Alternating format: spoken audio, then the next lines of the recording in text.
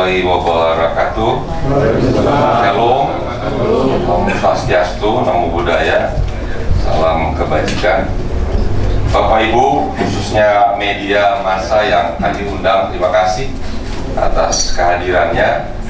Kami di sini bersama dengan kami penguat Simbolon Dokter Indonesia (PSBI). Ini di sebelah kanan luar, dan wajahnya semua serius karena semua lansia. Ini hanya sejam setiap hari. Dan di sebelah kiri ini adalah dari Parbi. Parbi adalah Persatuan Artis Batak Indonesia.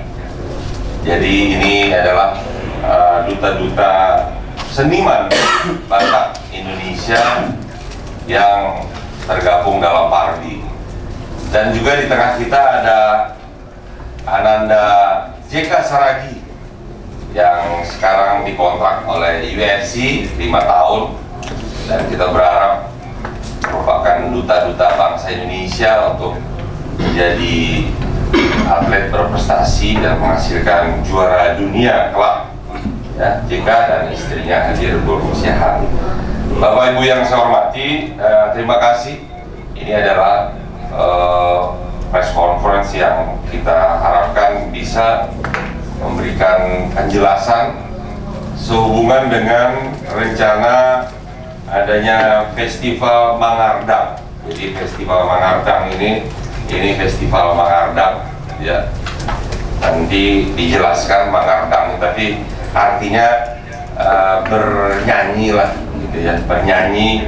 Karena dengan bernyanyi maka kita tahu apa isi hati yang menyanyikan, dan yang mendengar juga akan merasakan dari nyanyian itu. Kira-kira seperti itulah Mangardang. Dan Mangardang ini ada beberapa kategori. Ada solo pria dan solo wanita, dan wabil khusus trio. Memang di budaya Batak, trio ini menjadi kekhasan sendiri. Jadi dia bukan kuartet tapi trio. Dan ini saya tidak tahu filosofisnya, tapi mungkin inilah suara yang merepresentasikan suara yang enak didengar, ya. Karena lebih dari itu mungkin sudah vokal grup namanya, atau choir atau kor.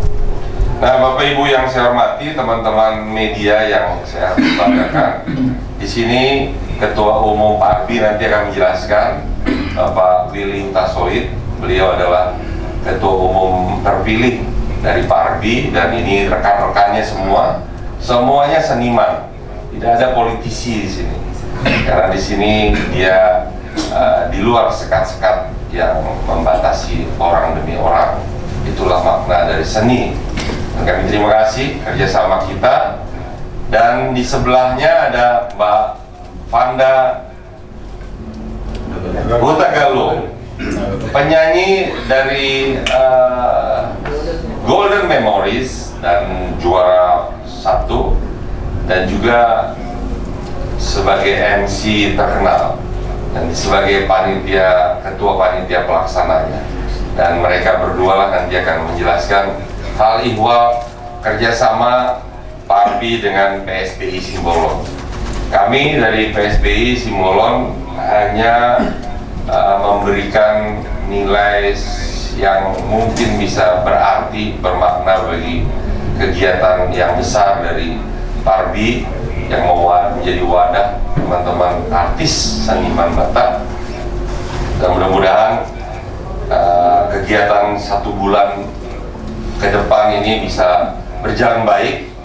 Pesan kami ke Pak Ketua dan Ketua Panitia, lakukan secara fair play. Tidak boleh ada intervensi, tidak boleh ada titip-titipan, tidak boleh ada katanya. Karena nanti walaupun kita terikat dalam dalihan atolu, tidak boleh ada ikatan itu mengikat kepada keputusan dari juri. Karena kita bersama, kita saling menjaga nama baik kita. Sekali kita dipercaya, maka kita seterusnya insya Allah akan dipercaya. Tapi sekaligus kalau kita tidak dipercaya, maka ke depan juga kita tidak akan dipercaya. Itu makna kehidupan. Saya percaya Pak Arbi akan memegang teguh itu, ya. Dan ini semua desainnya 100% dulu dikit. 100% adalah desain dari Pak Arbi. Jadi sepenuhnya otoritasnya dari Pak Arbi. Nanti PSBI tidak ada cawe-cawe di dalam urusan penilaian. Bapak Ibu, dalam penilaian kami tadi dapat penjelasan bahwa nanti jurinya ganjil. Juri 5, juri 7 untuk audisi. Audisi itu babak penyisihan. Jadi sistem gugur dan mungkin ada wildcard-nya. Wildcard-nya nanti dipegang oleh si para juri yang mana saya mendengar di sini juga ada dari tentu komposer. Ini semua komposer-komposer yang senior dan juga komposer yang junior yang punya talenta. Termasuk dia kombinasi dari penyanyi, ya, penyanyi-penyanyi yang juga mempunyai nilai tambah untuk menjadi juri. Dan di sini juga ada seorang akademisi di bidang musik, Saudara Untung Siahaan, tolong berdiri. Nah, tepuk tangan untuk jadi untuk menilai dari sisi akurasi dalam bernyanyi. Karena saya hanya pendengar, tapi kadang-kadang saya tidak tahu di mana presisi antara nada ini ke nada sana. Enak didengar, kadang-kadang itu yang laku, dan kadang-kadang berlawanan dengan apa kata akademisi. Jadi ini bagus sekali dalam sistem penjurian nanti. Dan ada juga dari representasi jurinya dari orang-orang yang mewakili pendengar. Mewakili pendengar itu penting karena hak pendengar juga di dalam undang-undang nantinya akan diakomodir. Jadi stakeholder itu bukan hanya komposer, bukan hanya penyanyi, bukan hanya I.O, bukan hanya para pendukung acara, tapi yang lebih banyak perannya adalah pendengar. Tanpa pendengar, Anda bukan apa-apa. Maka marilah kita saling menghargai dan saling mencintai. Jadi saya setuju sebagai partner dalam penyelenggaraan ini, kita akan melakukan kolaborasi sebelum penyelenggaraan. Tapi ketika penyelenggaraan, maka kami dari PSBI tidak ada lagi apa-apa kewenangan di dalam, termasuk Parbi. Biar fair play kita. Termasuk Parbi pun tidak boleh. Oh, saya ketua, saya wakil ketua umum, saya ini nggak ada. Karena apalagi kita di Bangsa Batak, kita saling menghormati. Ya, biarlah berjalan baik. Dan ini penyelenggarannya unik. Penyelenggarannya dikombinasi. Jadi di tingkat penyisihan itu dilakukan di lapo-lapo. Ini menarik ini. Ya, tepuk tangan dulu dong. Ya. Ini idenya Parbi murni.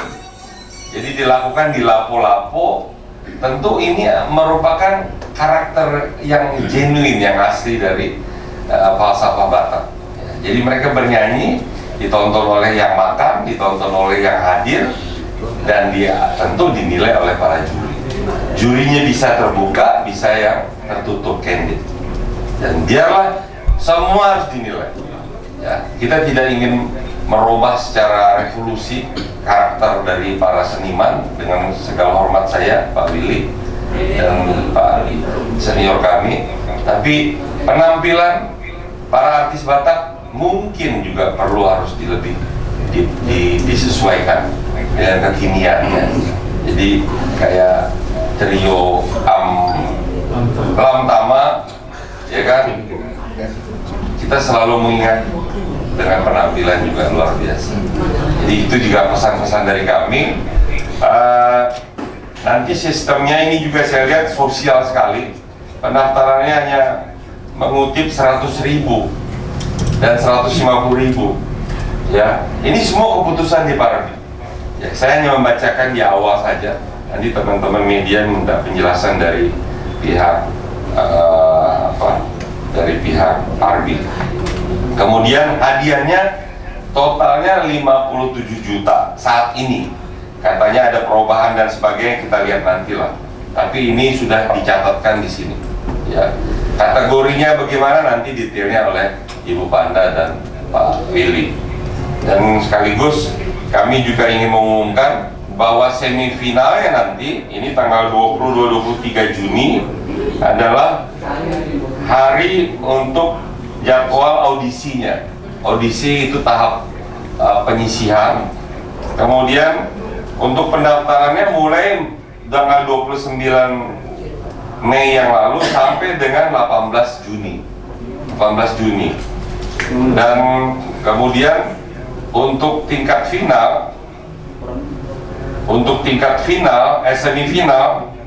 semifinalnya itu nanti dilakukan di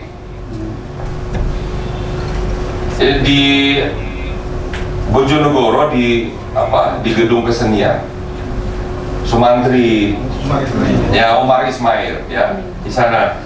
Dan kepada penonton itu kita berikan door prize. Jadi penonton juga dapat door prize juga. Ya, jadi itu semifinalnya. Semifinalnya mungkin 2 hari. Dan finalnya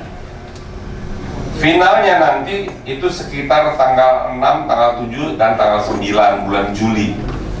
Ya, tempatnya mungkin itu akan kita lakukan di Ancol. Jadi kita akan dapatkan nanti para finalis kategori baik trio maupun solo dengan hasil yang mudah-mudahan yang memang pilihan pemirsa. Ya, kombinasi antara para pemirsa melalui SMS, melalui WA dengan para juri. Tapi bukan berdasarkan kriteria sponsor. Kalau kita lihat di beberapa televisi kan ada juga pesanan-pesanan sponsor, ya. Jadi kadang memang Tuhan tuh adil. Yang menang idol itu belum tentu dia punya nasib baik. Malah yang nggak juara malah melesat dengan rezekinya, dan itulah kira-kira ya fakta di lapangan. Jadi itu Bapak Ibu, dan nanti penjelasan selanjutnya dari pihak panitia kami persilahkan dari Pak Willy dan Ibu Panda untuk menjelaskan. Sementara dari kami untuk memulai acara ini, dan nanti silakan media untuk merilis. Sekali lagi ini adalah hajat yang bukan kali pertama dalam hal penyelenggaraan acara-acara yang bersifat seni budaya dan yang berdasarkan kekerabatan oleh PSBI. Kami sudah hampir 20 tahun berkecimpung di bidang seperti ini, dan ini yang kali ini kita kerjasama dengan Parbi. Mudah-mudahan kerjasama kita berbuah baik, tidak ada dusta di antara kita. Ya, yang ada adalah mari kita saling menjaga kehormatan kita masing-masing. Demikian, kami persilakan ke Pak Willy dan Mbak Panda. Terima kasih. Selamat siang bagi kita semua yang ada di sini, rekan media juga. Salam sejahtera, salam sehat, dan salam satu nada bagi kami para pelaku seni. Mari kita lanjuti pembicaraan kita mengenai festival kita ini. Sebenarnya mungkin ada nanti teman-teman yang bertanya, memang di beberapa media sosial ada sebagian orang bertanya kenapa ini spontan banget gitu ya. Karena memang ini tidak terkonsep, sebenarnya tidak terkonsep, karena iseng-iseng tadinya bicara ngobrol sama Bapak Edi, dan karena kebetulan beliau juga adalah salah satu tokoh yang peduli terhadap seniman, dan bukan hanya seniman Batak ya, baru-baru sama-sama kita ketahui juga baru-baru ini juga beliau sebagai salah satu tokoh yang mempertemukan kemarin antara konflik Ahmad Dhani dan Once kemarin ya.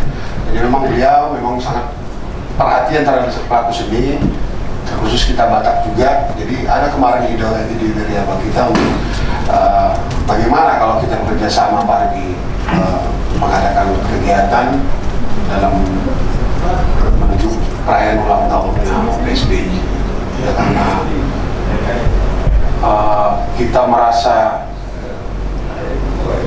kita sebagai pelaku seni Batak memajukan budaya kita Batak ini, ya, dan karena memang kebetulan gawe ini adalah gawe Batak, ya kita langsung oke bang, walaupun waktu itu sangat singkat sekali, sehingga keluar lagi di festival ini, Festival Mangardang. Dan mungkin juga kenapa harus Mangardang, kenapa tidak harus festival trio atau festival bernyanyi, sebenarnya hanya dua sih poinnya. Poin pertama, kita sebagai generasi muda mungkin yang sudah lahir di Jakarta mengetahui saya bernyanyi itu marende, dalam bahasa Bataknya marende. Tapi kita coba memperkenalkan supaya memberitahu bahwasanya marende, bernyanyi itu bukan hanya marende juga, tapi ada juga bahasa Bataknya mardiding dan ada mangardang. Nah, poin keduanya, kenapa harus mangardang? Karena kalau mungkin kita melihat di media sosial, kalau kita melihat festival bernyanyi itu mungkin hanya sekilas saja dia lewat. Tapi kalau dilihat mangardang, setidaknya dia mau makan waktu 5-10 detik untuk berpikir apa sih mangardang ini gitu. Istilahnya menambah durasi dia melihat mangardang ini, oh ini ternyata apa, dan mungkin dia akan coba cari di Google apa itu mangardang, sehingga menambah wawasan pengetahuan bagi generasi muda yang belum mengetahui apa sih arti mangardang itu sesungguhnya. Untuk pelaksanaan kebetulan saya selaku ketua